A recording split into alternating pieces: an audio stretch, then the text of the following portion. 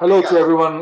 My name is Ioannis Lianos. I'm the president of the Hellenic Competition Commission, and it's a great pleasure today to welcome esteemed colleagues from academia to discuss a very important issue, which is the boundaries of competition law, and in particular, the current reforms in various jurisdictions to expand the boundaries of competition law enforcement by looking to issues such as invitations to collude or price signaling, or even actually promoting new competition tools that, to a certain extent, either require some broader definition of what is an unfair commercial practice or unfair trading practice, or sometimes they don't require any specific behavior, but could establish the possibility for competition authorities to intervene just because of structural issues, the structural problems of competition.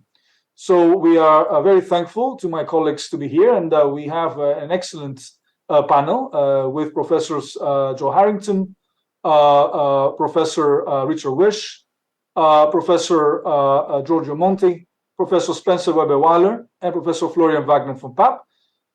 In the interest of time, I will not introduce each of them. Would probably spend many minutes introducing their achievements and their publications. It's definitely a star panel that we have a great pleasure to host here today at the Hellenic Competition Commission. Somehow the issue that triggered this discussion was the new Greek legislation, in particular Article 1A of our law that was introduced by Law 4886 of 2022, and is actually now a part of our law since the 24th of January 2022. The Hellenic Competition Commission is in charge of implementing that specific provision, and this provision does two things. Firstly, it enables the competition authority to act in case, of course, Articles 102, or the equivalent of Articles 101 and 102 of the TFEU do not work for the specific type of conduct, to intervene for two types of conduct. First, invitations to collude, and secondly, some form of price signaling through unilateral, let's say, disclosure of information about future prices, future pricing, which is done among competitors.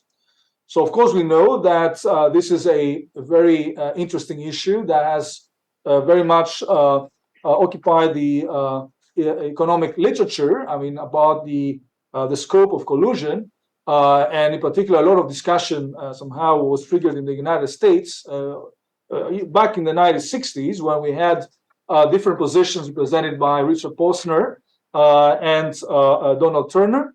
Of course, this debate is still, I think, on. We have, in particular, recent contributions, of course, by Professor Joe Harrington, but as well by Richard Posner taking a different view of what he was somehow promoting back in the 1960s, as well as very recent work by Louis Kaplov concerning competition policy and price fixing. So it's a very interesting issue. And of course, apart from this issue, we have interesting developments as well in the United States with the new policy statement of the new leadership of the US Federal Trade Commission regarding Section 5 of the FTC Act, which is a tool that is quite specific in the United States. As we will hear from our colleagues, it's not something that we have here in Europe. And to a certain extent, we have an interesting proposal of a policy statement by the FTC exploring a little bit the various possibilities that this tool offers to competition authorities. And of course, we have also new developments in Europe. We have been thinking a lot about the new competition tool. Richard Whish, in particular, was in charge, I think, of a study at the time by DG in order to think about the new competition tool and the European equivalence to the new competition tool. And we know, of course, that the new competition tool did not end up the way actually was envisaged, but part of it actually somehow appears in the DMA. But of course, it concerns only digital markets. But the question arises is if we need to have a broader, let's say, new competition tool that could apply to other areas and more traditional areas, and in particular because of the important crisis that we are now incurring in terms of inflationary prices, and in particular in certain sectors which are oligopolistic, there has been a resurgence, let's say, of this debate about if there is a need to develop this new competition tool at the European level.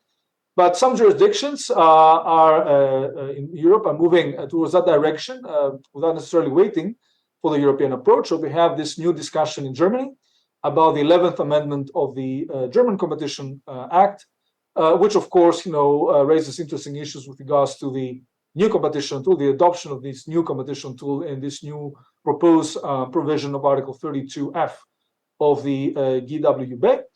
So very interesting discussions, of course. I mean, this is not something that, a debate that is only confined to the European or the US somehow dimension. I think this is a type of general issue that any competition law system, should enter in terms of questioning about the effectiveness of the traditional tools and the need for less traditional tools. Although I have to say that the FTC Act Section 5 dates from almost a century ago, so it's not like that new.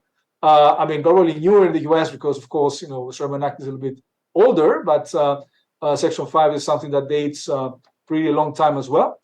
So an interesting discussion, and very thankful to have our colleagues. So I suggest we start the discussion by having a introduction by Professor Joe Harrington of the economic perspective on this issue, because, of course, although economists are not necessarily the only ones deciding about competition policy issues, they are sometimes our kings in the way that they are providing us some direction in the way to go as lawyers, and we are somehow trying to cope with the lessons of economics, which are obviously, as every social science, that change, and we have to be following them. And so it's interesting to have Professor Harrington coming in, who has done extremely important work in this area, and whose papers, I would say, have been a tremendous inspiration for the Hellenic Competition Commission as well, when we adopted these draft guidelines that we tried somehow to put forward, and there are current discussion with various stakeholders in order to make sense of Article 1A and provide guidance to the firm. So thank you very much, Professor Harrington, for your contribution, and we look forward to hearing from you. Okay, thank you, Ioannis. It's a pleasure to be here and to chat about this important issue. Let me start by saying I want to really commend the Greek Competition Authority for proposing this new law and seeing to its adoption. It is a law that I enthusiastically endorse, and in fact would encourage other jurisdictions, including the European Commission, to follow the lead set here. The reason that I am such a strong proponent of the law is that collusion can take many forms, and additional methods of enforcement are needed to effectively deal with those that are not classical explicit collusion, those who do not produce that kind of direct evidence of an unlawful agreement. And I think this law is a valuable step in that direction. So I've got just a kind of a variety of comments to offer that hopefully will kind of push this kind of dialogue along. Let me begin with the issue of invitations to collude, and do so by briefly describing the record of enforcement in the US with regards to them. For in doing so, I think it will identify an issue that is relevant to making the Greek law effective.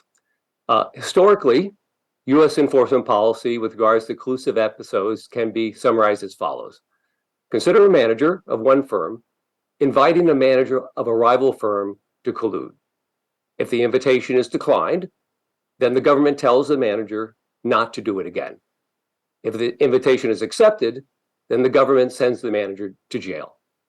The striking disparity in punishment, no penalty if the invitation is declined, jail time if it is accepted, is inconsistent with the spirit of antitrust law, which is to deter collusion. And that means attempts to collude must be punished.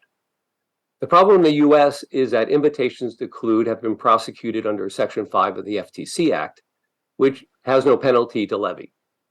However, just in the last month, the Department of Justice successfully prosecuted an invitation to collude as a violation of Section 2 of the Sherman Act as attempted monopolization, and that brings it with potentially severe penalties. The point I want to make here is that obviously an invitation to collude should be a violation of competition law, as is now the case under Greek law. However, for that law to be effective, a violation must bring forth an appropriate penalty. So what is an appropriate penalty in the case of an invitation to collude? Quoting noted legal scholar and Judge Frank Easterbrook, quote, "Deterrence is the first and probably the only goal of antitrust penalties," unquote. In the current context, the penalty should be designed to deter managers from inviting collusion. If managers are acting in the interest of owners, then that means the penalty should exceed the additional expected profits from making such an invitation. Those additional profits equal the probability the invitation is accepted, multiplied by the average cartel duration in years, multiplied by average incremental profit from collusion. Now, we don't know the values of these variables, so that probably is not a particularly useful approach to take in setting the penalty. So let me instead make a concrete, but admittedly kind of somewhat arbitrary proposal, more for the purpose of discussion. I'm not necessarily here, but just in terms of an examination of what penalty to set. And the proposal is to set the penalty at a value commensurate with the invitation having been accepted and the cartel having been operational for 1 year. Now, 1 year is arbitrary and is certainly well short of average cartel duration. But once again, if we need to start somewhere, and perhaps this will initiate the discussion. The more general point is that the Greek authorities should determine an appropriate penalty and be prepared to impose it on a firm that is convicted of inviting a competitor to collude. Let me turn now to public announcements, which are relevant to both sections of the new Greek law, in that they encompass invitations to collude and price signaling. Now, there are two broad categories of public announcements that can be anti-competitive. One category comprises a firm's announcements about their own conduct, for example, announcing a future price increase. The second category comprises a firm's announcements about rival firms' conduct, which includes invitations to collude.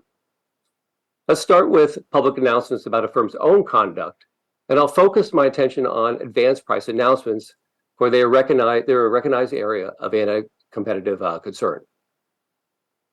An advanced price announcement is when a firm makes a non-binding public announcement of a future price change. So the issue is largely when it is a price increase. Now, in making such an announcement, a firm may be intending to inform its customers of a pending price increase, which is perfectly legitimate. Alternatively, it may be done for anti-competitive purposes, in that the intended audience is not consumers, but rival firms. And the announcement is an invitation to all raise their prices. Now, though the anti-competitive concerns surrounding advanced price announcements have been around for more than 30 years, its status remains ambiguous regarding how they should be evaluated, given they could be anti-competitive or pro-competitive, and also as regards the determination of when they cross into illegal territory. The cases that have occurred in the US, such as airlines back in the 1990s, and in the EU, such as container shipping in 2016, have led to consent decrees or commitments which may effectively address the case at hand, but leaves the law unclear in addressing future cases. Jurisprudence is lacking as really needed for defining criteria for evaluating advanced price announcements and drawing the line between lawful and unlawful ones. The absence of this guidance, these firms and competition authorities unclear as to the standards, which inherently weakens enforcement. Consequently, I encourage the Greek Competition Authority to develop concrete guidelines for evaluating advanced price announcements, for these to be made available to the business community, and to obtain judicial decisions to clarify the law, something which is currently lacking in many jurisdictions. Now, towards the development of guidelines, let me offer a few thoughts, none of which are particularly, I would say, profound or insightful, because this is actually a rather difficult problem. So to begin, we want to think about what announcements are particularly problematic and where should the burden lie. So the first proposal is that a necessary condition for advanced price announcements to be considered pro-competitive is that they must be easily accessible to consumers, and there must be some credible evidence that they are used by consumers in their purchasing decisions. Now, on this point, I think there's a case to be made that the burden of proof should be placed on the firm. If indeed the firm is using advanced price announcements to inform customers, it should be easy for them to provide the evidence in support of that claim, for presumably they have deliberately designed the announcement and chosen the medium to make them useful for consumers. Turning to the second proposal, when a firm makes an advanced price announcement and subsequently retracts it, the burden should be on the firm to explain why it is not anti-competitive. And this is so for two reasons. The first reason is that announcing and later retracting a price increase does not serve the objective of informing consumers so that they can make better decisions.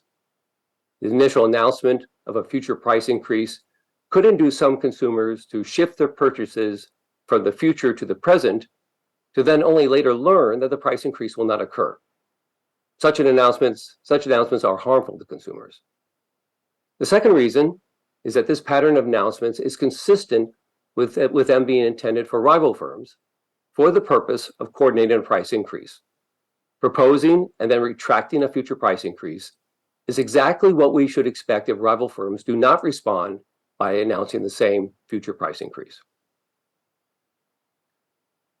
Let me now turn to public announcements regarding rival firms' conduct. In 2019, I published a paper in the Antitrust Law Journal, which identified 3 types of public announcements pertaining to rival firms' conduct that could be anti-competitive. First, a firm's announcement states how its future conduct is contingent on a rival firm's conduct. And in a moment, I will illustrate this form of announcement as a device for facilitating price leadership. Second class is a firm's announcement states how rival firms or the industry at large should behave. Now, such announcements are clearly egregious and are exactly the type of communication that, if they had been done in private between competitors, would be smoking gun evidence of a competition law violation. That one firm publicly, rather than privately, recommends to rival firms that the industry should raise prices or restrict capacity should not make a firm immune to prosecution and conviction. If agents other than competitors can be confidently dismissed as the intended recipients of such public announcements, which I explain in my paper can be done, then these announcements should be treated as if they were privately communicated and prosecuted accordingly. The third class of announcements encompass a firm stating how rival firms or the industry at large will behave. The anti-competitive concern here is that a forecast of future conduct could be masquerading for a recommendation for future conduct. For example, forecasting an end to an existing price war may coordinate firms on ending the price war. Now, how a competition authority and courts should handle these announcements are more of a challenge because capital markets do ask for firms to provide forecasts of relevant variables, and that does include prices. Now, in concluding this discussion about public announcements, we must recognize that firms routinely make many legitimate public announcements about their future plans. It is then essential that there are clear guidelines so a firm's executives know the line which they should not cross. And I believe one such line is speaking about rival firms' conduct. Publicly communicating about how a firm will react to rival firms and what rival firms should do or are predicted to do is not part of the competitive process, and it furthermore is not innocuous, for it can facilitate coordinated conduct. Let me now turn to the issue of price leadership, which is an anti-competitive concern that I believe the new law is particularly well suited to address. Price leadership is predicted to result in prices above competitive levels because a price leader will price higher, knowing that rival firms will follow by raising their prices and perhaps even matching the price leader's prices. However, like collusion in the absence of evidence of communication, price leadership is harmful but lawful. It is not a violation of competition law because, as noted by Judge Stephen Breyer, there is no remedy. Now, while price leadership is lawful, communication to facilitate price leadership can be unlawful. A public announcement promoting price leadership is an invitation to coordinate prices. Let me make this point by drawing on some recent episodes in the US. The first two concern a firm inviting rival firms to follow its lead. So the firm is proposing that it act as a leader in the market. In the market for truck rental, in an earnings call, the CEO of one of the suppliers, U-Haul, spoke about the firm's effort to be a price leader. Quote, "We are very, very much trying to function as a price leader. I'm trying to exhibit some price leadership because there are markets that are being priced well below the cost of providing the service. So we've been trying to force prices," unquote. The CEO's message here is to its rival is that they should follow U-Haul's lead in raising prices. In the market for generic drugs, for which there is an explicit cartel, but there are also public announcements that have been used in conjunction with private communications, a CEO of one of the companies publicly stated, quote, "We're not a price follower. We tend to be a price leader. Sometimes it doesn't stick and we have to go back and reduce our price. And other times it does. We have more price increases planned for this year, and hopefully our competitors will follow suit," unquote. These public announcements should be prosecuted as an invitation to collude. Alternatively, a firm could invite a rival firm to be the price leader. Consider this episode involving two airlines, AirTran and Delta, in relation to the adoption of charging a fee for the first checked bag.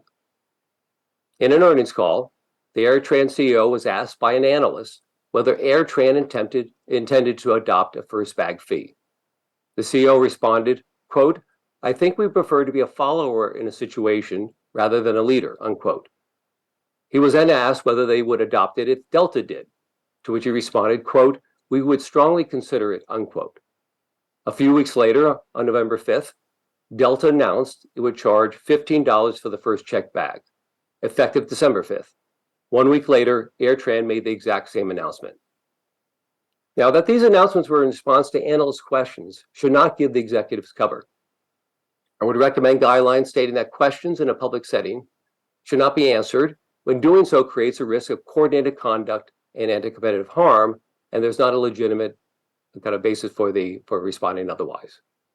Furthermore, it should be recognized that analysts may not be innocent bystanders, and analysts may have an interest in enhancing firms' performance and thus in facilitating higher profits through higher prices.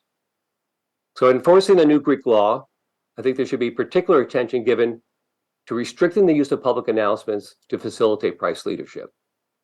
And let me conclude with one final observation. The law prohibiting invitations to collude may be especially beneficial when it comes to public announcements. Cases for which the invitation to collude was conveyed privately typically are ones for which the invitation was declined. For if it had been accepted, then it would be prosecuted as an unlawful agreement. In such cases, the new law's potential benefit rests in deterring invitations to collude, rather than preventing collusion or shutting down collusion that is occurring. However, given public invitations to collude could be discovered by the competition authority before collusion is actually consummated, or when agreement may be difficult to establish in court, the prosecution of public invitations to collude may actually prevent collusion that would have occurred otherwise. Thank you. Thank you very much, Joe, for this excellent introduction. I think you said very well the debate that we're going to have and the usefulness of the law in the sense that it tries to fill a gap. Now, let me say that in this effort to put forward this new provision, Florian Wagner-von Papp has been extremely important for us because he has, through his work, also enabled us to publish this guideline. So I'd like to thank him publicly about this. And of course, to mention that this is an issue that I've been discussing a very long time ago when we were both colleagues at UCL. So definitely some academic discussion might possibly lead to interesting policy also initiatives. And I thank you very much for that.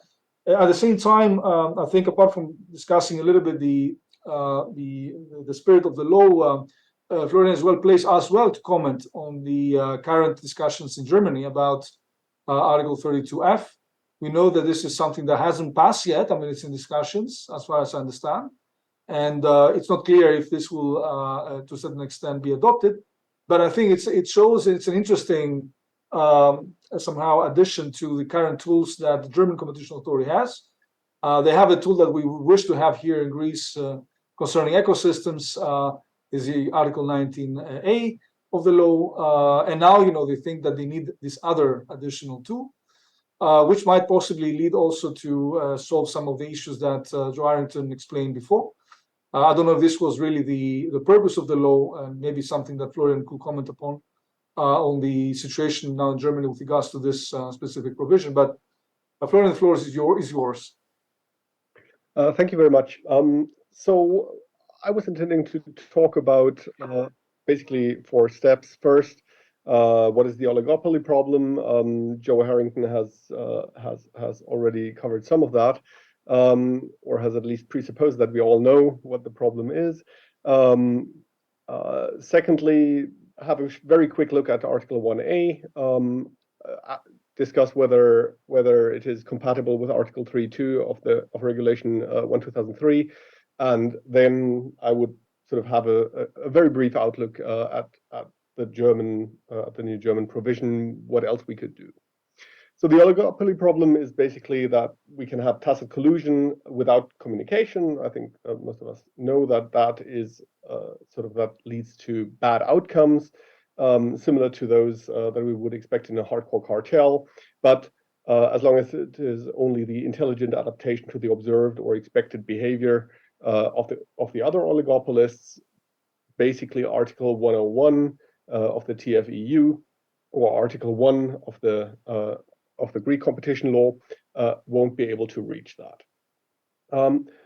So that is consistent case law since Soikerini basically and Woodpulp 2 certainly, that we cannot use Article 101 to get to that. And similar issues arise under Section 1 Sherman Act. So we've got the oligopoly problem, which is we can have bad outcomes without having conduct to prohibit it.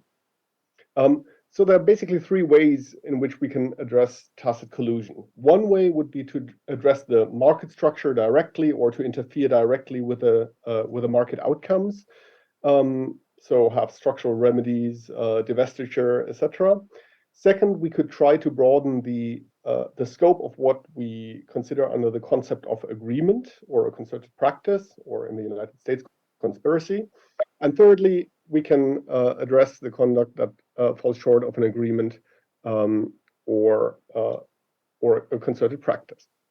Okay, so the first of these 3. First, we could address the market structure through structural remedies, market outcomes, price caps, or perhaps have conduct remedies that impede tacit collusion.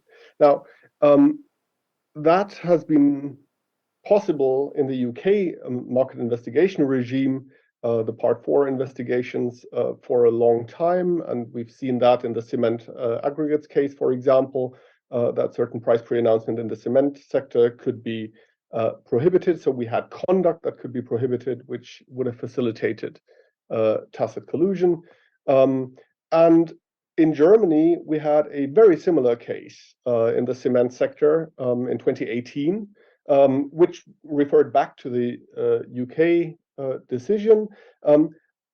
But of course, we didn't have the market investigation regime, so the approach of the German Competition Authority was to say, well, we've got a concerted practice here. Now, the thing is that, as we will see later, it is sometimes arguable, or at least it's uncertain, whether we might be able to claim that certain public communications are sufficient for a concerted practice. Now, if it is sufficient, well, then we can apply Article 101 of the TFEU or the German equivalent of Section 1 of the ARC to prohibit that conduct.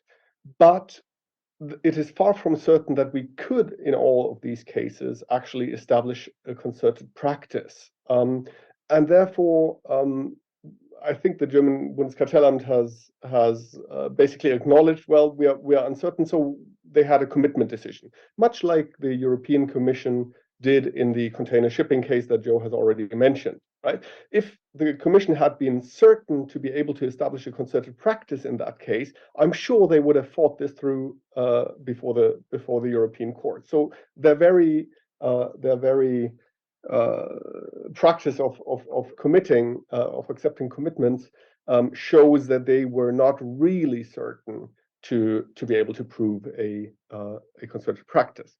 Okay, so in Germany, we didn't have that regime, and now, as you, Ioannis, have already said in the introduction, the Ministry for Economic Affairs has proposed that we introduce a rule very, very similar to the British market investigation regime. And in fact, the draft bill acknowledges that it is basically borrowed from the British market investigation regime and the new competition tool discussions to introduce a rule like that in Germany. So if we do have something like that, we can address some of these issues. So if we think of the cement sector, for example, it's perfectly legitimate to say we have a sector inquiry, and then we find these problems in this particular sector, and we prohibit price pre-announcements.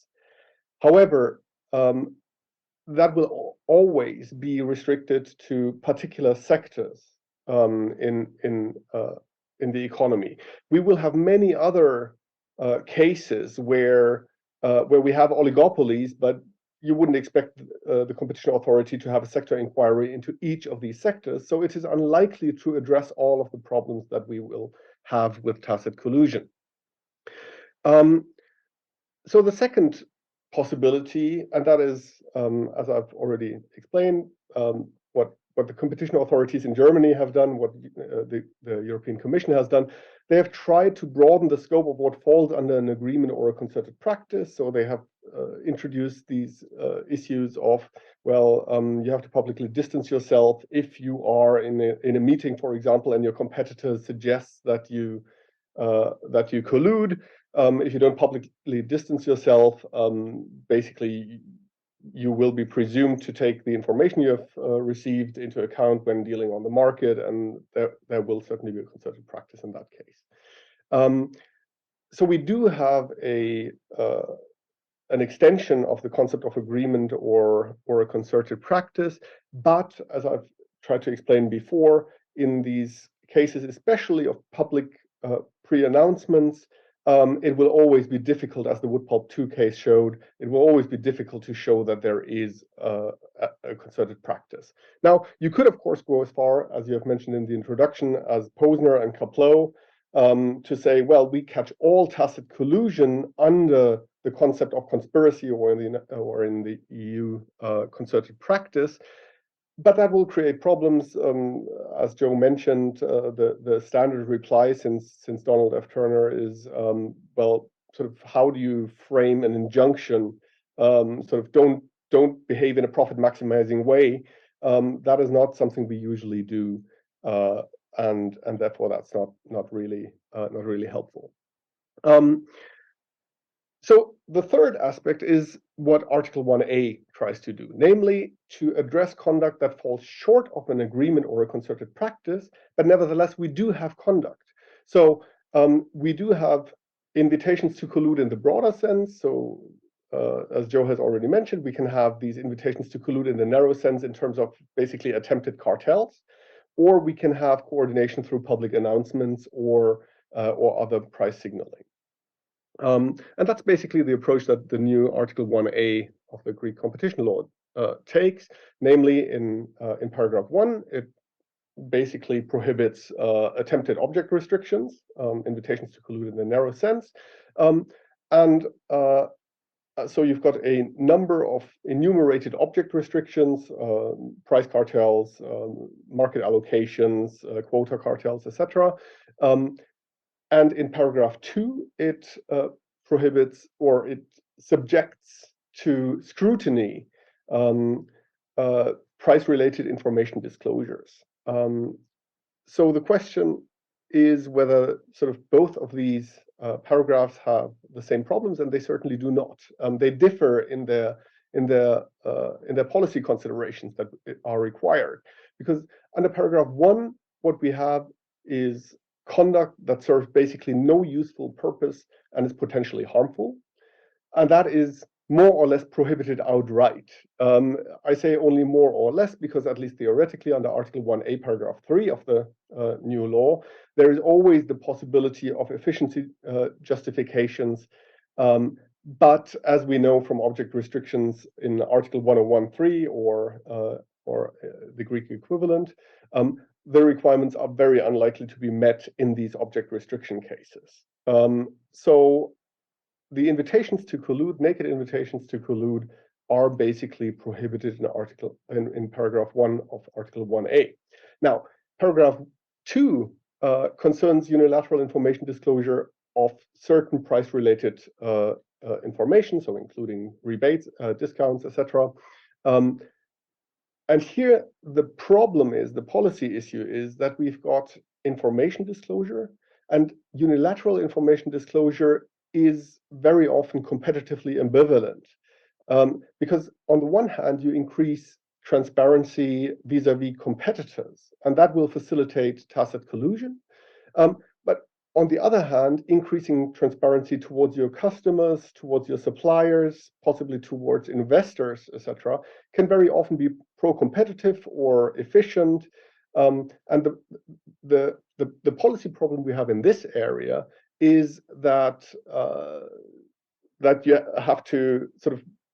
have to balance sort of, is it more pro-competitive or more anti-competitive? Now the thing is that if you are in this field, it would be difficult to have an outright prohibition, because you don't want to forego the pro-competitive effects or the efficiencies that you could have from the vertical information disclosure.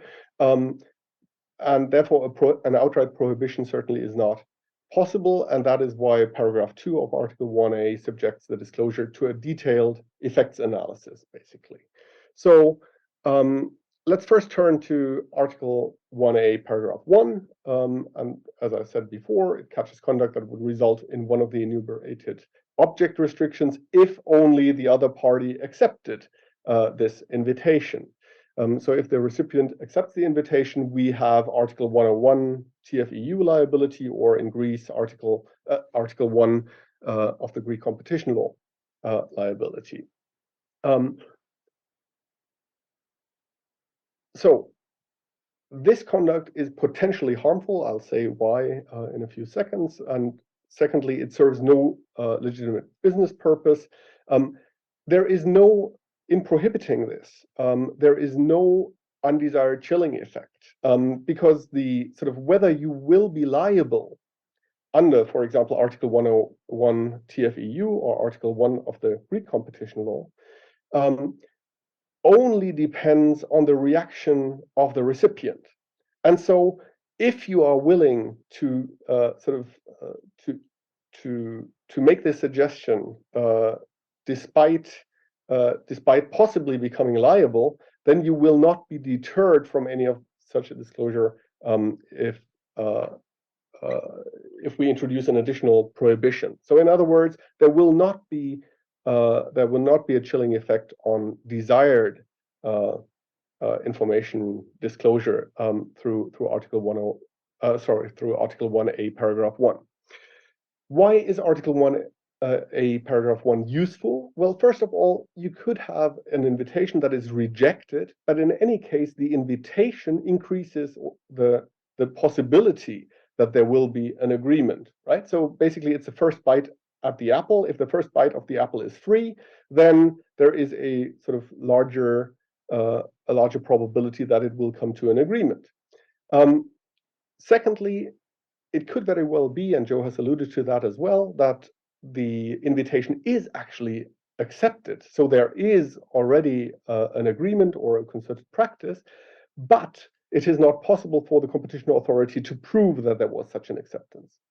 And thirdly, it may well be that the invitation was rejected, but then nevertheless, the information that was transferred and that was disclosed in that invitation, nevertheless, later on facilitates tacit collusion.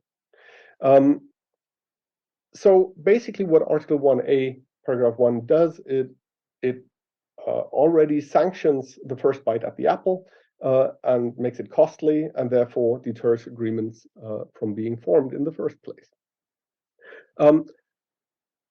Paragraph 2, as I said, is very different from a policy perspective, because in those cases, we've got this ambivalence, the competitive ambivalence of unilateral information disclosure, and therefore we need a more detailed analysis. And Article 1A, paragraph 2, has such a detailed analysis. First of all, the competition authority needs to show that there were restrictive effects. So there are a number of factors that are to be considered. That is very similar to the factors that will be considered in an information exchange case. So all this will be fairly familiar to anyone familiar with competition law. Secondly, there is a provision that says that the disclosure is deemed not to be restrictive if the information is addressed solely to the end users. So that's another factor. Thirdly, if the disclosure is normal business practice, it will not fall under Article 1A, paragraph 2.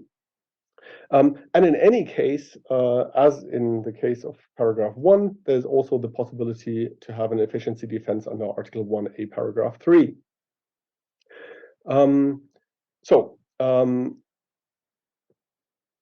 The next question is whether this is compatible with Article 3.2 of Regulation 1/2003. Now, there's always this discussion what the exact reach of Article 3.2 is. Basically, the provision was introduced at the last stage in the discussions of the member states. So I think Germany and France were big proponents of the economic dependency provision. So that was certainly the motivation of that provision to be inserted. However, there have always been provisions in the national competition laws that prohibit unilateral conduct focused at or aimed at facilitating collusion. So, for example, in Germany, you had a prohibition of unilateral recommendations that would lead to collusion. You still have that in the Austrian competition law,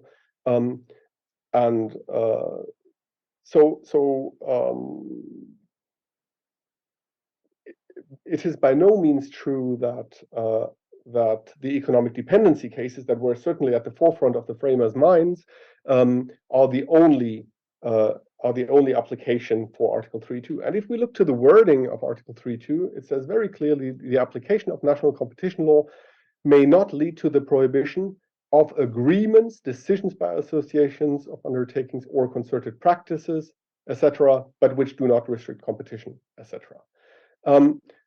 Secondly, it very clearly states member states shall not, under this regulation, be precluded from adopting or applying on their territory stricter national laws which prohibit or sanction unilateral conduct engaged in by undertakings. So the convergence rule in the first sentence of Article 3.2 requires that all the elements of Article 101 are met, except for the restriction of competition. And in particular, it is necessary that there is an agreement or a decision or a concerted practice. That is reiterated in recital 8 to the regulation, where it states that it's necessary to provide that the application of the national competition laws to agreements, decisions, or concerted practices, etc., may not lead to the prohibition of such agreements, decisions, or concerted practices. And Article 8 also clarifies that agreement, etc., is meant to be interpreted in the technical European Union law sense. So when we look to the things that are prohibited by Article 1A of the Greek competition law are these invitations to collude or unilateral disclosures, they are as such, by definition, unilateral conduct, because they do not amount to an agreement or a concerted practice. And so there is no conflict with Article 3.2. Now, it is true that in some instances, we could have an invitation to collude or a disclosure of information that is apparently unilateral, but where in fact it has been accepted and it can be shown that it was accepted. So I mentioned before that in some of these cases, like British Sugar or Ituras, we could possibly get to a concerted practice, or these cases like container shipping, etc., where we have public communications through each other. So in these cases, there may be the possibility to show that there was a concerted practice. But as I said before, by no means in all these cases. Now, even for these cases, the Greek provision makes provision for that eventuality. It clarifies in paragraph 5 that if that is the case, then Article 1A won't apply. So there is no conflict with Article 3.2 of Regulation 2 whatsoever. Now, only very briefly, because I'm already at 20 minutes, what more could be done? So I think the Greek, I completely agree with Joe Harrington that the approach of the new Greek law is fantastic. It's something that I've written about since 2004. So I think it's the right approach. And here's the thing: I think it could be complemented by what the UK or Germany, what the UK has already done and what Germany is considering now. Why? There are certain information disclosures which cannot be reached by Article 1A. For example, if this is normal business practice in the sector, or if it is addressed to end consumers. Now, in these cases, it is still possible that that such disclosures have a restrictive effect on the market. Now, we couldn't prohibit these cases by prohibitions sanctioned by fines, etc. It would be undesirable because of the chilling effect this could have on pro-competitive or efficient disclosures. However, if you sort of still want to further reduce type 2 errors, you could give the competition authority the power to impose remedies after a sector inquiry, such as is the case in the UK or possibly under the new German proposal. In the discussion, I'm perfectly happy to elaborate on the German proposal, even though it's not really worth it, because I think it mostly reflects what the British regime does. But I'm always happy to discuss that. Thank you. Thank you very much, Florian. Just to say that in Greece, you already have a market investigation reference tool. I hope you hear me. And this is our Article 11 of the law. Richard might probably remember from the discussions we had in the context of the European Commission's analysis and the report that he had to do with regards to the new competition tool. And Florian, of course, thank you very much for presenting the law so well and discussing about the application of Regulation 2003. Maybe Giorgio would like to come in here, of course, with regards to the issue of Regulation 1/2003. also from a normative perspective, I think the Commission is now discussing about the reform of Regulation 1 2003, or at least it might be happened, in the future. We have, of course, now a proliferation of new tools, in particular in the digital markets. I mean, Article N19A. I mean, Italy, of course, has also made moves there. And so there's always been this kind of discussion about, do we need this experimentation happening at the member states level? Do we need not to have that much experimentation going on? Of course, under the current law, experimentation is somehow accepted, and in particular for unilateral conduct. But maybe that was not really a decision about experimentation; it was more a decision about political consensus at the time the regulation of 2003 was adopted. Because, as you said, I mean, the two main players, Germany and France, have their provisions on economic dependence. But it's an interesting question to ask at this moment, and of course I have my own views on this, but be very happy to hear from Giorgio. I don't know if I think the connection wasn't very good at the past, so that's why Giorgio is not, I think, visible in terms of his video. But I hope his audio works, and at least we can hear his views. Giorgio. Thank you, Ioannis. So first of all, just to commend the agency for publishing these guidelines and for having these rules in place, which I think are really good because they're very narrowly focused on a discrete problem and address it in a concrete manner, rather than trying to resolve all the competition law problems with one stroke. I'm going to start with some institutional remarks, building on what Florian has said about the place of this rule within the context of Regulation 1. Think a little bit prospectively about what this might mean more generally about the reform of this provision, and then move to a few comments on the guidelines at a fairly high level. So first of all, I completely agree with Florian. Article 3.2 should be read in its natural language. It says if it's unilateral conduct, member states are totally free to continue to apply whatever national competition rules they have in mind, and it doesn't prevent the creation of new rules. So there's nothing wrong with that. Perhaps, however, you might want to think about it in a slightly different way. So one of the things the guidelines do is they define the notion of agreement in a way which is perhaps at times a little bit broader than the Court of Justice itself might do. So there's a bit of a borderline between what is a concerted practice and what is unilateral conduct. So suppose the competition authority condemns a practice and saying, you're guilty of the new law. And the parties say, hold on, actually, we're party to a collusive agreement, Article 101, and therefore you should have applied Article 101, and therefore your decision is void because you should have applied national competition law in parallel with Article 101. Now, the academic literature says that if you apply your national law and don't apply EU law in parallel, then your decision is void. Now, the question arises, is that an argument that can plausibly be made? Now, I don't think so. But the argument can be justified by saying, by being required to apply Article 101, you have a duty under Article 11 of Regulation 1 to then consult the Commission and other member states and to have a discussion about how this measure should be, how this decision should be rendered. By just applying national competition law, then you forego that opportunity.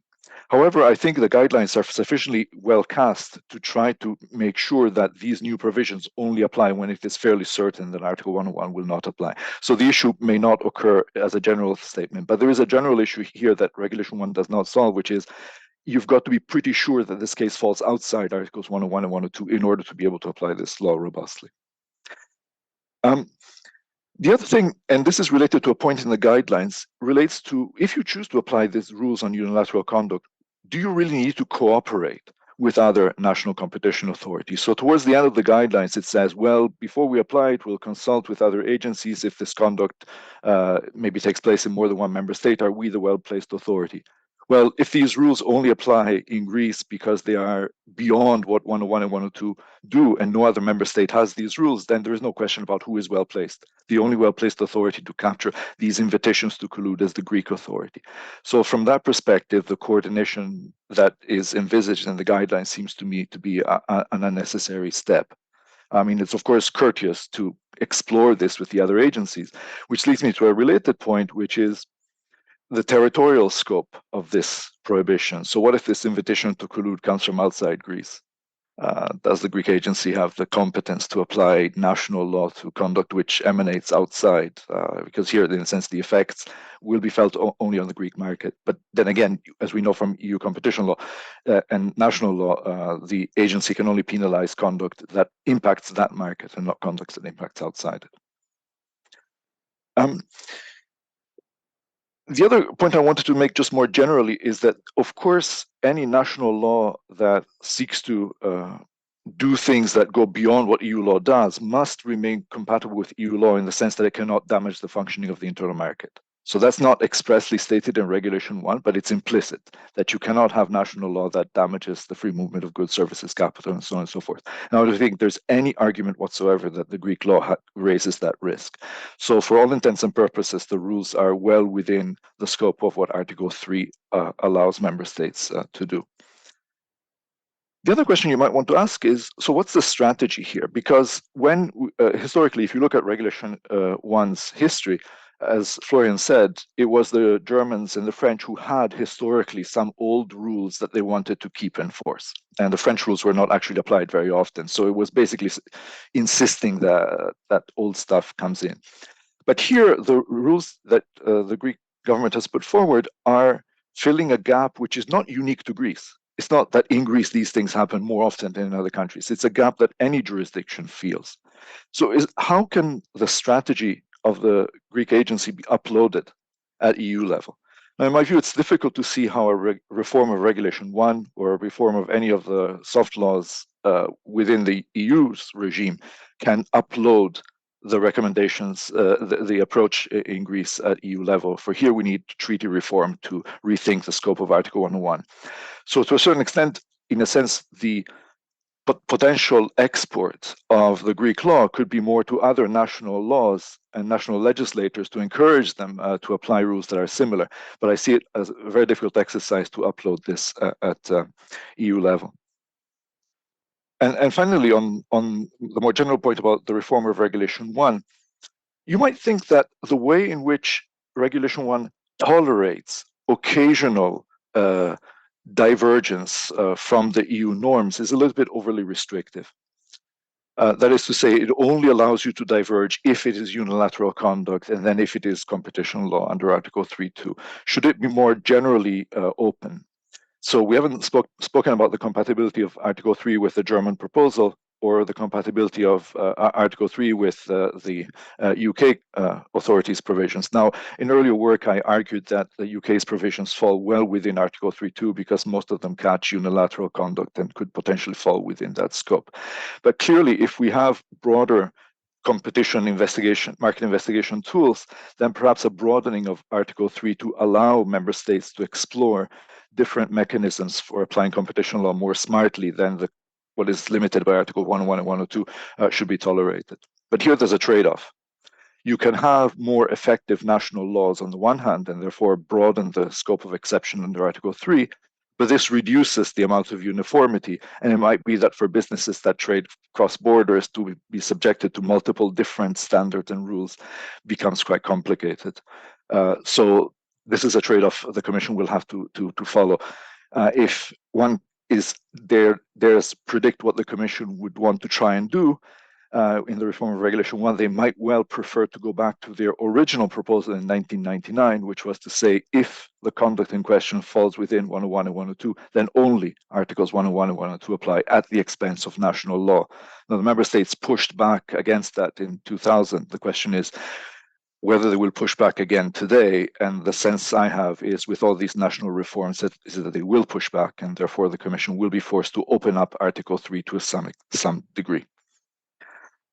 On the guidelines, I have 3 small points. I'll try and keep my intervention brief.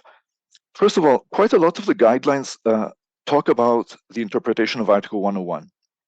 And here I worry whether there is too much guidelines now on Article 101. In a sense, we have the guidelines from the Commission on what it says. Now we have the guidelines from Greece. Now we have the court's case law, which is emerging. And I wonder if it might be more elegant to just say the concept of agreement for the purposes of the Greek law is referred to the guidelines rather than rethink yet again how one might conceptualize what is a concerted practice and an agreement. The second point is that it might be worthwhile thinking a little bit more about the recipient of these invitations or these messages. And the guidelines often say, well, it's unilateral conduct because the recipient is innocent, and the recipient can become innocent by publicly distancing himself. But of course, for the recipient, this guideline is actually very important because they need to know when to stay silent and when to speak, and if they have to respond to an invitation, to whom that response goes. Because if they don't respond, then the guidelines intimate that they may be presumed to have colluded. And so I think perhaps the guidelines could also be refined a little bit to explore precisely when it is that the recipient of the information is not guilty of a concerted practice or an agreement, and only the person making the invitation becomes responsible. And my final point is about the penalties. And here I agree with Professor Harrington that we do need to think a little bit about how do we decide to penalize. Now, if you look at EU competition policy, the two parameters are gravity and duration. Those are the two criteria we use to determine how serious the infringement is. Duration here is more difficult to compute than in cases of a cartel where you say it's lasted for 5 years. And in terms of gravity, it's not clear that this kind of behavior, although, as Professor Harrington said very well, it can actually prevent huge harm. And therefore, its preventative function is actually significantly more important than an ex post investigation of a cartel. However, the gravity should be measured in a slightly different manner than just the prevention of a gigantic anti-competitive impact. We are talking, after all, about an attempt to collude, right? It's an inchoate offense, and that should be reflected a little bit in the fines. So some signal that the fines are probably lower than the fines in an ordinary cartel case might be welcome. And I'll stop there for now. Thank you. Thank you very much, Giorgio. Very rich discussion.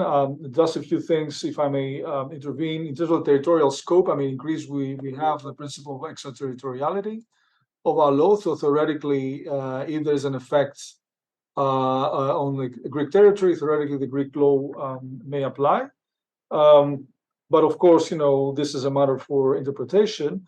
Now, in terms of what you mentioned before, yes, I mean, it's an interesting fact pattern. I mean, the argument that, well, we know why apply to us Article 1A. I mean, we have colluded. But of course, it might necessarily not, in case, for instance, you're right in terms of the fact that the fines will be probably lower, as if I follow your discussion for 1A, I mean, might probably be an incentive there for firms to make that argument. And of course, in terms of the recipients, I think this is a very interesting argument you're making. With regards to the guidelines in Article 101, I mean, definitely the idea is here not to somehow replace or anyway complement the European guidelines. And of course, they are the law, which is because of the supremacy. I mean, they will have obviously to apply. So it might be some kind of the fact that not to talk about Article 101 too much, but at the same time to say in which cases the recipient is not guilty of 101 infringement. It might be a little bit, might be tensions in the two proposals. So obviously we have to choose one approach. That's very interesting.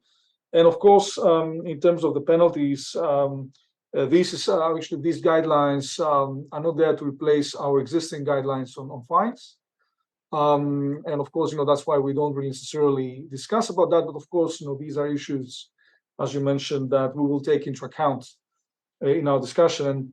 Interesting also with regards to Article 3, in the sense that, we have also now European ex-ante regulation like DMA, which I suggest maybe preempting national legislators from implementing for the gatekeepers, basically ex-ante regulations like the one that we have, Article 11 in Greece. I mean, maybe also Article 32F. If the UK was still a member of the European Union, possibly they could apply the market investigation reference to, gatekeepers that could fall under the DMA. I mean, that's the question. And that brings me to Richard, of course, talking about the UK. And we have actually, of course, the UK regime of the market investigation references, but also there are more broader provisions in the UK with regards to probably sometimes the criminal offense of cartels and the attempted catalyzation possibly could apply. But more generally, Richard, your thoughts about this provision and the gap in the context of Article 101 and 102, probably also Chapter 1 and Chapter 2 in the UK Competition Act. Yes, well, thank you very much, Ioannis. It's a great pleasure to participate in this event. I think that Greece's initiative here is immensely welcome, but we've heard from the other speakers, we all appear to be ad idem on this. There is a gap. I think it's clear that there is a gap. I've often thought here in relation to invitations to collude, and more so in relation to price signalling, that we've got perfectly plausible theories of harm here, perfectly respectable ones, where in certain situations there just is not an adequate legal remedy. And the reason for that is you can't stretch the concept of a concerted practice beyond its legitimate boundaries. So I think there is undoubtedly a gap. Of course, what happens if you have 4 very effective speakers go before you is that every point that you wanted to make, you hear being made very well by other people. So my contribution, I think, will be relatively short. One thing I would say, picking up on what Giorgio was talking about, is that this is an issue that any competition law system with a model based on Article 101 is going to confront. And at EU level, I can only see that it could be dealt with by an amendment to the treaty. And for obvious reasons, that's immensely unlikely, if not impossible, to happen. On the other hand, I think what Greece is doing here is immensely useful because it is an experiment which we can watch unfold before our very eyes. And the ECN members will be watching what's happening very carefully, and actually authorities around the world will be watching this very closely. And if it proves to be an obvious success, then who's to say that member states and other third countries won't adopt a law like this? So I think it's a hugely important piece of work. Now, what can I add? Firstly, on invitations to collude. And when I first saw this proposal, the thing that immediately occurred to me was just thinking back to being a law student and studying criminal law. And I assume that most of the people participating in this event are probably lawyers, and they've all studied criminal law and the law of murder and the law of theft and so on. And one of the very interesting parts of our studies would have been, what about attempts to commit a murder? And what about an intention to commit a murder? What about aiding and abetting a murder? And these things are actually quite complicated, but very, very fascinating indeed. So the idea that an invitation to do something wrong can be a serious infringement of law is perfectly well known. So then the question is, do I know of any other examples elsewhere in the world where invitations to collude are specifically dealt with under competition law? Because there may be people listening to this who aren't familiar with these laws, let me just offer you a few thoughts. One is in Australia. The Australian Competition and Consumer Act of 2010, an immensely complicated piece of legislation that some of you may have had the pleasure of looking at. And there are a number of infringements and rules in the Australian legislation. And when we come to Section 75B on interpretation, we are told that a reference in this part to a section involved in a contravention of the Act, including the trade practices provisions, shall be read as a reference to a person who has aided, abetted, counselled, or procured the contravention, has induced, whether by threats or promises or otherwise, the contribution, has been in any way directly or indirectly knowingly concerned in or a party to the contravention, or has conspired with others to effect the contravention. So that is this attempt, an invitation to infringe, specifically embedded in a competition act. So people might find that to be of interest. When Hong Kong adopted its competition ordinance in 2013, and of course in Hong Kong, Australia has quite a considerable influence on the input of their law, not least because they're relatively close neighbours. And if we look at section 91 of the Hong Kong Competition Ordinance, it says persons involved in contravention of competition rule. This includes a person who attempts to contravene the rule, aids, abets, counsels, or procures any other person to contravene the rule, induces or attempts to induce any other person, blah, blah, blah. So obviously that's modelled on the Australian system, but it's another real live example of this being known to competition law. And then Ioannis referred to the UK law, in which we have a criminal cartel offence, which is separate from the general Article 101 Chapter 1 prohibition. We have a specific cartel offence in the UK, which was introduced by the Enterprise Act of 2002, creating the possibility of imprisoning individuals who enter into certain types of agreement, they being the hardcore agreements of precisely the kind that Section 1A is addressing. And so if you do enter into a price fixing agreement, you can go to prison. But then also, what about somebody who attempts to commit that infringement? Well, actually, that is unlawful, not because it explicitly says so in the Enterprise Act, but because the Enterprise Act incorporates other aspects of criminal law, and we have a Criminal Attempts Act of 1981, and Section 1 specifically does capture an invitation to somebody to commit a criminal offence. Okay, so that's what I wanted to say about precedents elsewhere in the world in relation to invitations to collude. Of course, there will be others as well, and we've heard a little bit from the other speakers earlier on that, but that's my contribution there. On the question of price signalling, of course, we've all known about this phenomenon for a long, long time, and Joe excellently set out the theories of harm in his presentation. So again, in the spirit of just sort of helping people to find more useful material on the topic, let me point out that the OECD in 2012 had a round table on the unilateral disclosure of information with anti-competitive effects, and price signalling was discussed there as a phenomenon. The Commission's 2010 horizontal cooperation guidelines discuss price signalling, but you'll all be aware, well, most of you I'm sure will be aware, that there's a draft revision of the horizontal cooperation guidelines, and there is a section in that document specifically on unilateral measures, and 432 to 434 are the relevant paragraphs. So there is some public statement by the Commission on price signalling. Now, of course, the question is always, is price signalling capable of amounting to a concerted practice? And the answer to that question is, in principle, yes, it is capable of being a concerted practice, but oh my God, those cases are difficult. I mean, to go the whole way and to adopt an infringement decision with all the stuff about presumptions of innocence and rights of the defence and so on and so forth, then having to bear scrutiny by the General Court, it's a really tough act, I think, for a competition authority to actually condemn price signalling as a concerted practice. It was attempted to some extent in wood pulp all those years ago, and it failed.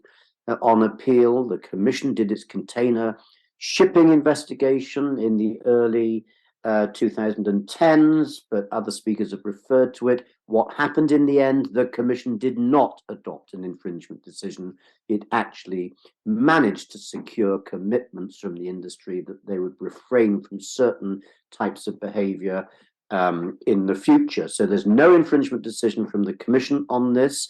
The Dutch Competition Authority did an investigation of mobile telephony in the Netherlands, and that led to commitments again, not an infringement decision, in 2014. And I learned very recently, actually over this weekend, that I understand the Norwegian Competition Authority did an investigation of retail prices for motor fuel, where signals were being made online to participants in the market, and that apparently led to a commitment decision in Norway. I was looking for it earlier today in anticipation of this event, but in the English bit of the Norwegian Competition Authority's website, I couldn't find it. Maybe it's there in the Norwegian version of the website. So we see here repeated investigations of the phenomenon, and I can only assume competition authorities saying, we just don't think we're quite there in concerted practice terms. On the other hand, pragmatically, we might be able to get a change in behavior, and the commitments will do nicely. So, I mean, that to my mind makes the case for Section 1A of the Act. The last thing to say, therefore, is what about this market investigation tool that we have in the United Kingdom? And I think it is an immensely useful tool to have. Any competition authority in the world can do a market study. Everyone's free to study things. The legal question is, if you do a study and find problems, do you have the power to impose remedies? And that's the feature of the UK system that is distinctive, and it is actually a system that we've had in this country actually since 1948. You can trace the legislation right back to the beginning of competition law time in the United Kingdom. And what we do here is to ask the question, are there problems in a market that have an adverse effect on competition? If so, pragmatically, what remedies can be deployed to improve the situation going forward? So the notable feature there, of course, is that if you do find features of a market that have an adverse effect on competition, there's no penalty that's going to be imposed. Nobody's going to sue you for damages, but the authority is given a very wide range of powers that enable it to try to come up with something better going forward. Now, Ioannis referred to the Commission at the time that it was developing the legislation on digital platforms, asking the question, should EU law have one of these competition tools based on the UK model? And a number of pieces of work were commissioned on that, including one from me, to describe the UK system and also to explain whether there were any other systems in the world that operated on broadly similar terms. And the answer is that some countries do have something. Ioannis has referred to Section 11 of the Greek Act. There's something in Romania. Iceland has it, actually. Mexico has it. And the nearest to the UK model is to be found in South Africa. So there are quite a number of precedents on this out there. And the report that I submitted to the Commission is available on DG Comp's website.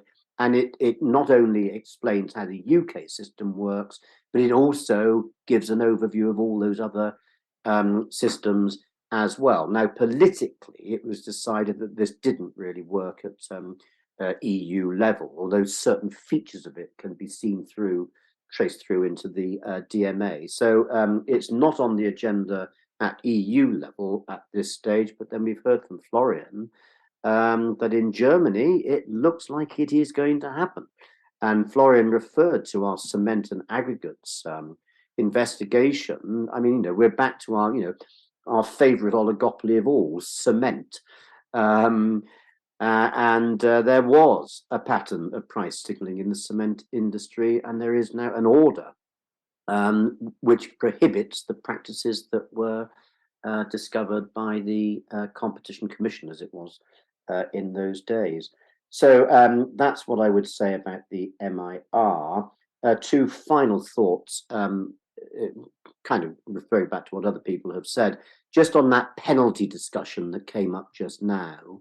I mean, obviously, people will want to know what the penalties would be, and the kind of conventional guidelines that one has in fining territory aren't likely to work because they are calculated by turnover in a sector and the duration of the infringement and so on and so forth. So by analogy, I was thinking of a case like AC Treuhand against the Commission, where you've got a cartel down here, but then you've got someone up here facilitating that cartel. Well, how do you work out the facilitators? Fine. You can't do it by reference to its turnover in hydrogen peroxide, because the whole point is it doesn't have any turnover in hydrogen peroxide. And so you have to come up with some other way of thinking what the fine should be. And there was a bit of a sense that the Commission stuck its finger in the air and said $1 million. And that was overturned on appeal because the General Court said, okay, you can depart from the conventional guidelines for obvious reasons, but you've still got to explain your reasoning. There's got to be some sort of ratiocination in which you describe the seriousness of the offence and whether it was committed intentionally or negligently and so forth. So it just might be an interesting judgment to have a look at.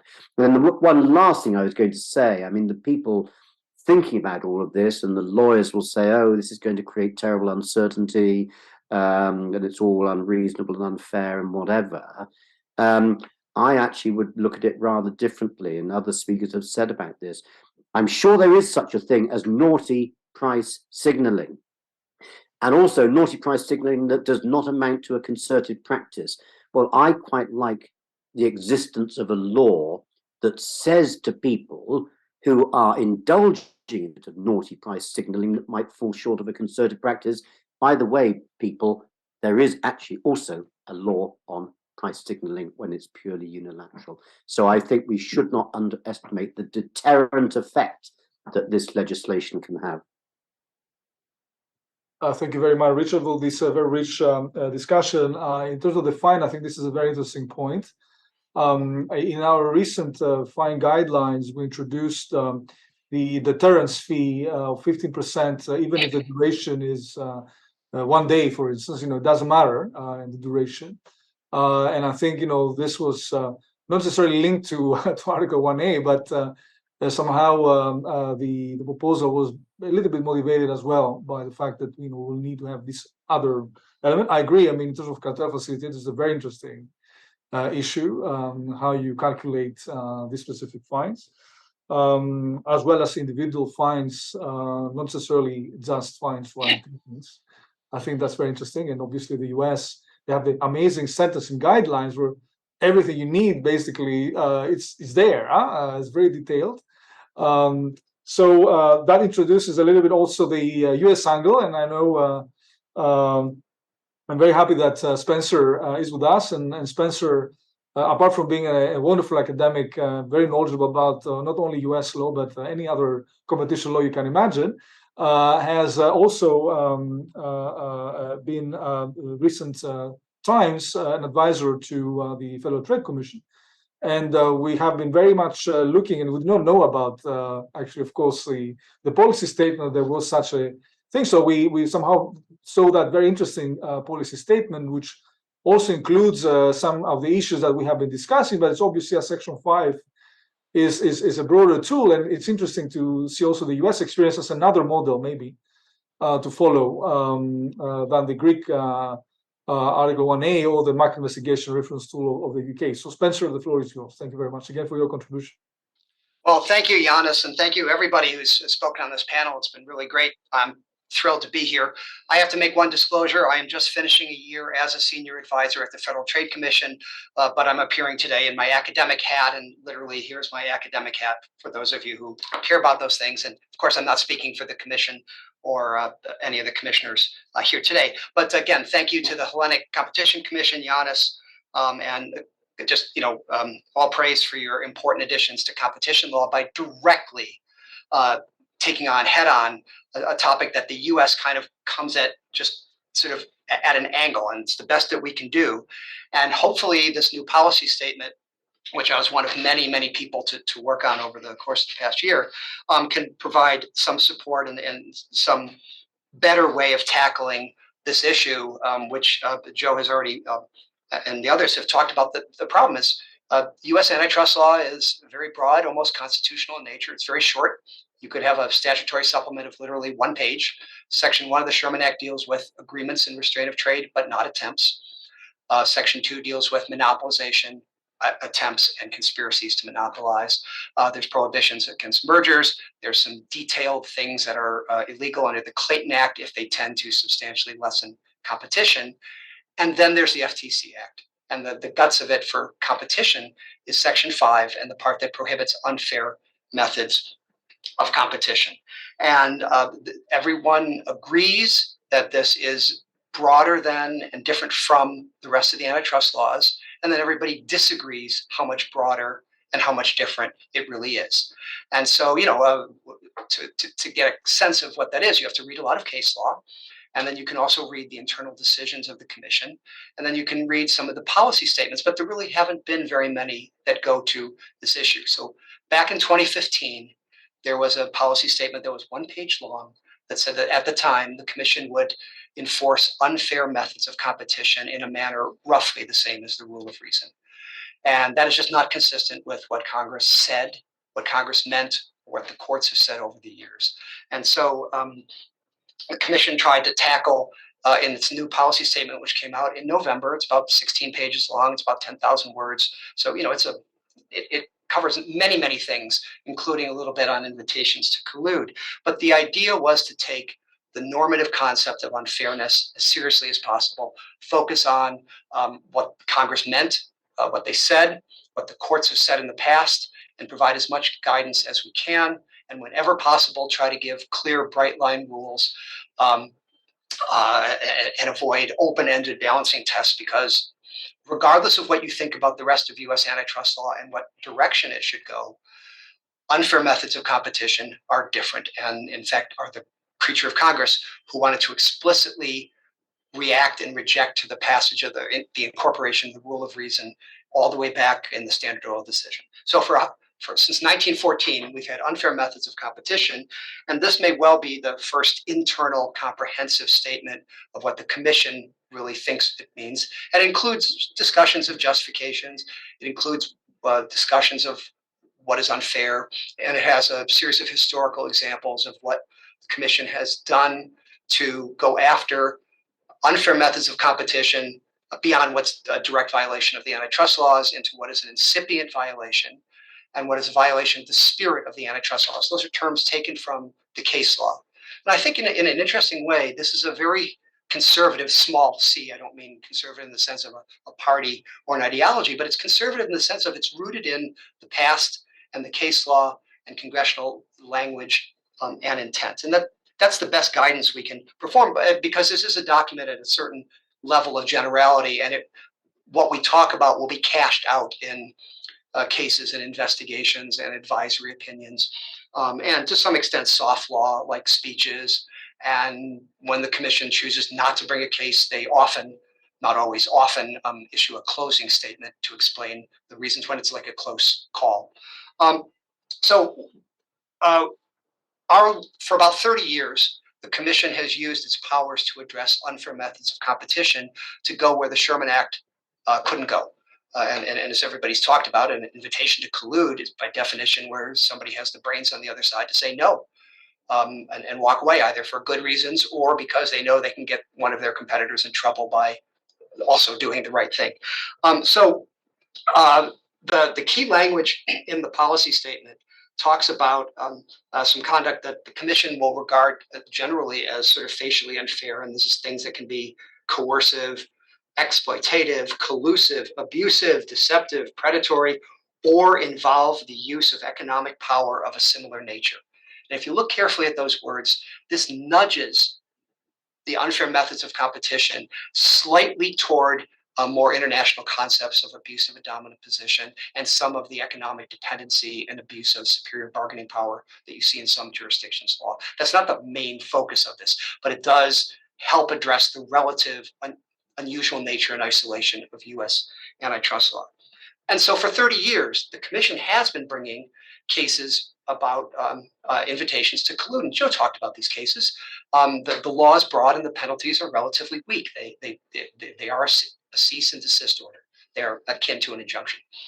And so it's pretty well established that a private invitation to collude between two or more competitors falls within the scope of Section 5 and its prohibition of unfair methods of competition. And when the commission can find out about it, they will generally investigate, they will generally bring a case, and the defendants, respondents will generally agree to a cease and desist order, because at that point, there's no penalty at that point, but there would be if they then were stupid enough to violate the consent decree.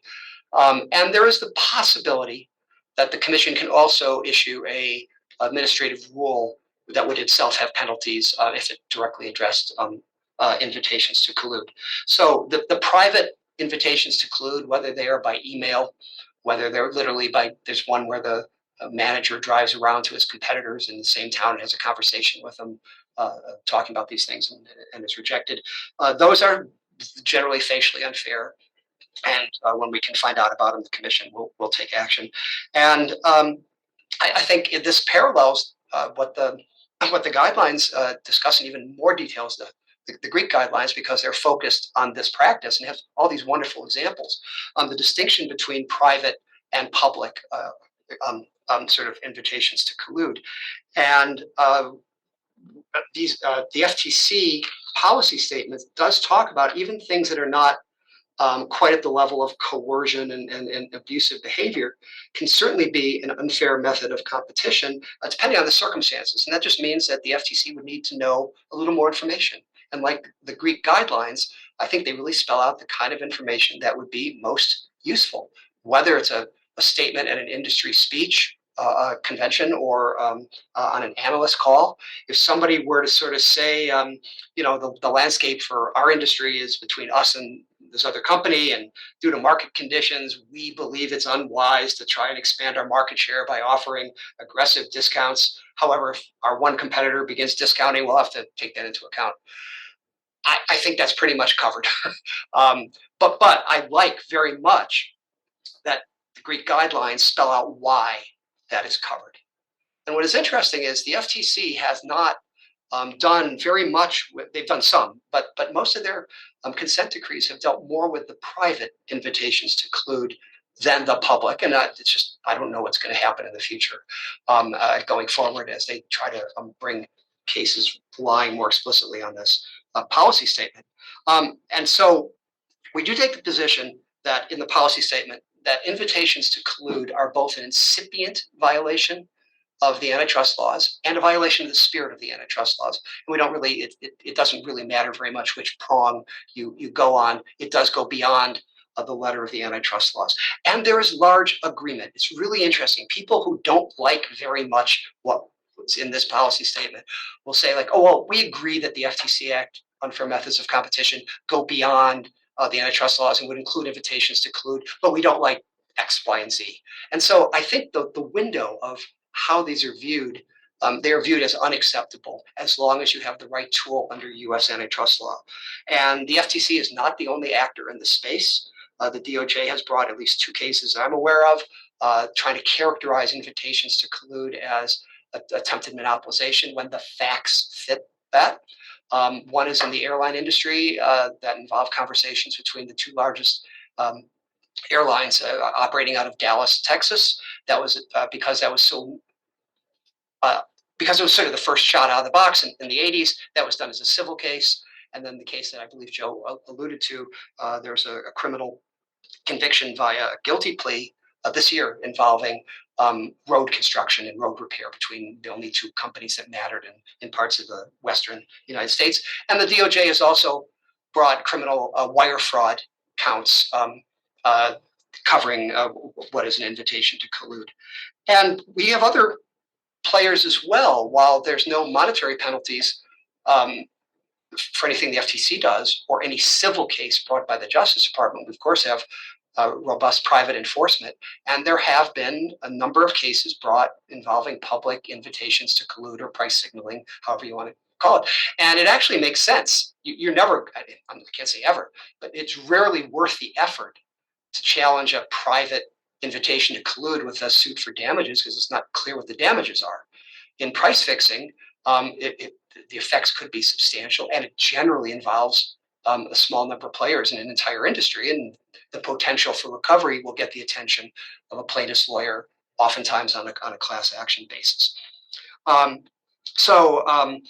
Going forward, I think you will see cases and advisory opinions, perhaps, speeches, closing statements, and other kinds of activity in the United States as we sort out the meaning of this new policy statement and address invitations to collude in a bunch of other things that just don't fit well under the rubric of the literal language of the antitrust laws. And I think we've left one thing out, and maybe falls under deterrence. Everything we've talked about today can also be equally valuable for changing the culture. And maybe that's what you meant by deterrence, what the other speakers meant. But let me just leave you with a story from family history that leads me to think this concerted emphasis on invitations to collude can have some of the same compliance effects that smart business people know that, there's lines you just can't cross. It's just a different line. We have a family friend who worked for one of the oil companies. It's now ExxonMobil, and back in the day, it was one of the companies that was involved in the Ciccone vacuum case, establishing the per se rules about price fixing in the United States. And the guy was in sales. He was in a medium to high senior management position, but he wasn't like in the chief executive suite up in the company. And he knew I taught antitrust, and he just told me that even in the late 80s and 90s, when he was finishing his career, they all knew about Ciccone vacuum. And as a result, they knew the do's and don'ts when they, ran into a competitor, employee, or somebody in a business call or even a social setting. And he said, we know it's okay to talk about sports. We know it's okay to talk about the weather and your kids, and we know it's not okay to talk about, prices and how much you're going to produce and who your customers are and what territories you serve. And, I really hope that what you're doing in Greece and everything else we've heard today will lead to that additional heightened awareness about the dangers of invitation to collude, and hopefully achieve the deterrence that all of us, think is key to success in this field. Thanks. Thank you very much, Spencer. Very interesting comments. Actually, we have some questions from the audience that I'm trying to read. And obviously, these are not addressed to someone in particular, at least the ones I've seen so far. But I think it's interesting to just open them up.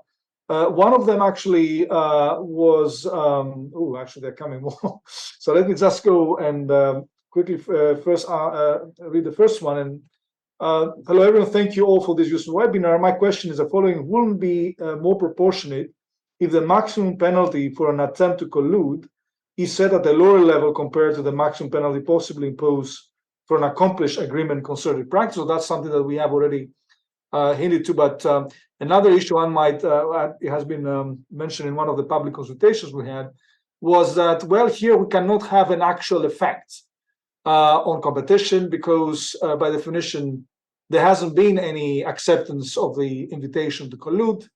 Why, we should care much and impose a fine on this. A second question, which I'll just read the questions and we can all come in and respond to which one you like, is I have a question on how is duration going to be calculated again in 1A cases? Is this an instantaneous infringement? And that's also something we referred to before in our discussion about the guidelines on fines and the fact that according to the new guidelines that we have, which is very much close to the ones that the European Commission has, in the sense that there's a deterrence fee, and in the sense that even if the duration is 1 day or even an hour, I mean, you have basically some form of a deterrence fee that is added. The third question is, in markets, let's say with a DOMCO having 90+% market share, can the remaining undertakings act in coordinated way, collude, to increase their cumulative market share if coordination is the only feasible way to challenge the status quo? If yes, are the minimis and Article 101, Paragraph 3 the only shields? If no, is it conceptually correct, as while the means are formally anti-competitive, the end may well improve competition in the market, as the competitors will essentially serve the function we expect from private enforcement, knowing better where the problem is and how to tackle it. Kind of a more elaborate scenario. I mean, I can repeat it in case people haven't really noted it, but the idea is, I guess, if you have a a market with a dominant competitive fringe, can the competitive fringe somehow collude? I mean, but this in this case is a little bit outside our discussion about 1A, because if they collude, we are in Article 1 territory. It might be, but maybe, it's a theoretical question. Hopefully it's not an advice before bringing such an issue to the competition authority. But in any way, so I cannot really say anything about that. So I leave this to you, and you can actually have a last round of comments on either, these three questions or any of the things that the other speakers mentioned. So we can start again with Joe, and then we'll finish with Spencer. Thank you, Ioannis. Well, I guess on the question about the penalty, I mean, it's been discussed in terms of effect, and obviously if there's an invitation to collude and the agreement's not consummated, there is no effect. But I go back to, once again, the position of Frank Easterbrook, which is shared by many others, which is the purpose of penalties is, not to make compensation or retribution, but rather is to deter. And so as long as there's expected effect from an invitation to collude, then that should be, that's a natural kind of source of guidance to thinking about what the penalty should be. To me, it's more the challenge is operational, which is, okay, what is that expected effect? But I think that certainly is the appropriate approach. Thank you very much. Passing now to Florian. Yes, on the same question, I would completely agree that we should look basically at the entrance factor that the guidelines now seem to be integrating, right? Because it doesn't really make a difference whether you catch somebody who has just proposed a cartel or whether you catch them 1 minute later when the other party has agreed, right? In neither case have there been any anti-competitive effects on the market yet, and still you want to punish that in order to get to a deterrence. I think there was a related question that seemed to question why we punish attempts in the first place. Is that right? I mean, that goes back to what I tried to say earlier. In some of these cases, there will already have been an agreement, and it is just not provable, right? In that case, there may very well have been an anti-competitive effect on the market already. Secondly, if the other party doesn't agree but still has the information that came with the invitation, it may very well lead in the longer run to an establishment of tacit collusion as well. So just because it doesn't sort of immediately lead to a concerted practice or an agreement doesn't mean that there will not be any anti-competitive effects in the longer run. And then, of course, there's the pure deterrence factor that you want. If you say very clearly you mustn't even propose a cartel, then sort of you can sort of have a deterrence of these in its incipiency. So in a way, I mean, the idea is if you set in advance, you say that if I somehow punish the attempt lower than the practice itself, I mean, in a way, with the act of the one that proposes, it doesn't make any difference. I mean, he made the move. So why, from the deterrence perspective, provide him less incentive to comply with the law?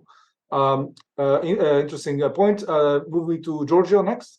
Yeah, thank you. Yeah, on this point about penalties, I think the legal translation of the economic insights is missing. Our fixation on duration and gravity is not really allowing us to think about deterrence in the right way. The idea of deterrence kicker makes a lot more sense than the fundamental basis. So perhaps some fundamental reconsideration as to why we penalize and then how to translate those into legal text might be helpful. On the small problem question that was set to us, what if the companies cooperate in face of a dominant company? I mean, we do have scenarios where small firms create a buying cooperative when the seller has economic power, and there the court has tolerated a degree of coordination among weaker purchasers. So I'll just put that out as an example where there is case law without addressing the specific issue. On the point that you made, Ioannis, just to close on the impact that Digital Markets Act has on national competition law, I think it reproduces Regulation 1. That is to say, you can apply stricter rules provided you don't step on the toes of the Commission's attempts to apply the laws to gatekeepers. So we're more or less in the same territory. Thank you. Thank you very much, Giorgio. Moving now to Richard. Well, just on the question of penalties, I mean, the reason that the Commission has got the fining guidelines is that it was told by the Court of Justice that it had to produce fining guidelines because the industry was asking for clarity and objectivity and transparency and so on. And I think in that sense, what went into those guidelines is perfectly sensible, and it sets out criteria, and it does to some extent try to ensure that the penalty fits the crime, but they are very much written with a price fixing agreement in mind. And obviously, if the price fixing agreement lasted for 15 years rather than 1 year, then it's natural that you have duration as a multiplier in the guidelines. So I don't think there's anything wrong with that. But that having been said, we've already acknowledged that what we're talking about here is something different. And that's why I made the point about AC Treuhand. You just couldn't apply that methodology. It just simply made no sense. And so you have to think of other ways of doing it. And then, of course, you do go back to basics and ask, well, why are we having these fines? What's the purpose of them? How do we have a deterrent effect? And so on and so forth. Now, I mean, to some extent, isn't the answer to this that we learn by doing? I don't think you can write guidance that says everything there is to say about the appropriate fine for an invitation to collude. It's just simply not possible. Sometimes you write guidance in advance of something because you're explaining how you're going to interpret something. Other times you have guidance when you try to capture 10 years or 15 years or 20 years of decisional practice because it's an efficient and sensible thing to do. So I think the real point here is that I think we're all agreed that whatever the penalty turns out to be has to be a penalty that is plausibly going to deter people from the kind of conduct that we're trying to prevent. Now, it may well be that in the early days, penalties are imposed and it appears in retrospect that they haven't had any effect on conduct. Well, in that case, a point in time comes when you massively increase the level of fines. And thinking back over the history of EU competition law, I can remember occasions. One would have been the music diffuser pioneer case many years ago, an Article 101 case, where the Commission imposed fines like no fines had ever been imposed before. And that was because there was a perception that the fines weren't having the effect that was necessary. And that case went to the Court of Justice. And Musique Diffusion Française says to the court, Commission can't suddenly massively ratchet up the level of fines like this. And the court said, oh, yes, it can, because it may be necessary to change the situation in order to ensure that there is effective deterrence. And the same thing happened with Tetra Pak under Article 102. So, to some extent, this is going to be a matter of learning by doing. Very good comment, and as a head of a competition authority, I take that definitely into account. Maybe I'm doing deterrence now by just mentioning this. Just to say also that, I mean, in our guidelines, as well as if I remember well, the EU, I mean, there's this provision that methodology can be different from the guidelines. So in a way, the guidelines are not a straitjacket. I mean, we can actually use a different methodology, and of course, issues of the cartel facilitator, etc., require, or invitation to collude, require a different approach. Spencer, last comment. Very briefly. I don't think in the United States, I think we have a penalty gap. I don't think we have a coverage gap. And Joe, maybe you and I should figure out a way to write that up sometime for the Antitrust Law Journal. But because a cease and desist order is an injunction, we don't typically face that, except in the rare instance where there's a criminal conviction for something relating to an invitation to collude. And then our general white-collar criminal sentencing guidelines use all the same factors, because what other factors can you use? How long did the conduct take? How much commerce was affected? Was the person the leader or a follower? Is there any pattern of recidivism? That's rarely the case for this kind of stuff. Was there any coercion? Was there eventually any cooperation with the government? Was there any acceptance of responsibility? And you kind of look at this, chart, and there's a recommendation. It's just a guideline.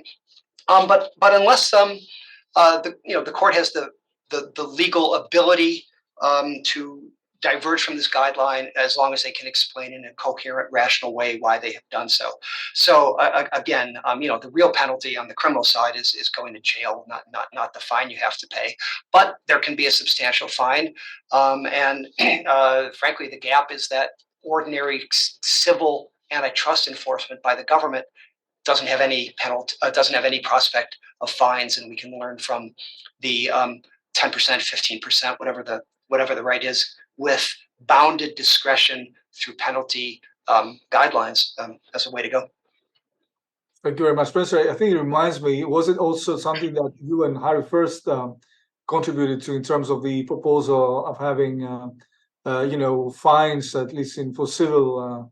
Yep. Us and others, and there's at least one bill floating around the Congress that would give the agencies the authority to do that. I don't expect that to pass, but I don't have any crystal ball on that. Excellent. Well, it's 7 o'clock Greek time, 6 o'clock CET.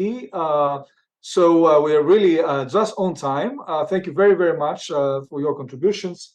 And thank you also for the audience for having stayed until 7 o'clock to listen to us. It was very helpful. It's part of our efforts to have this public consultation, but also expand basically to discuss this provision with stakeholders. We already had a meeting with the Confederation of Industries. We will have a meeting with the Association of Consumers, as well as Association of Smaller Undertakings, to which this article doesn't apply, because it's something that wasn't mentioned before.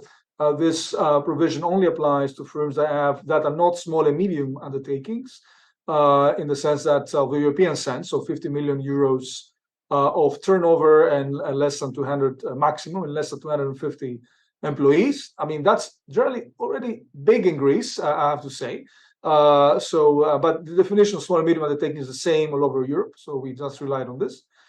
Thank you very much again for your contributions, and looking forward to reading your articles and also your thoughts about this issue of the boundaries of competition law. Thank you very much for all your help so far.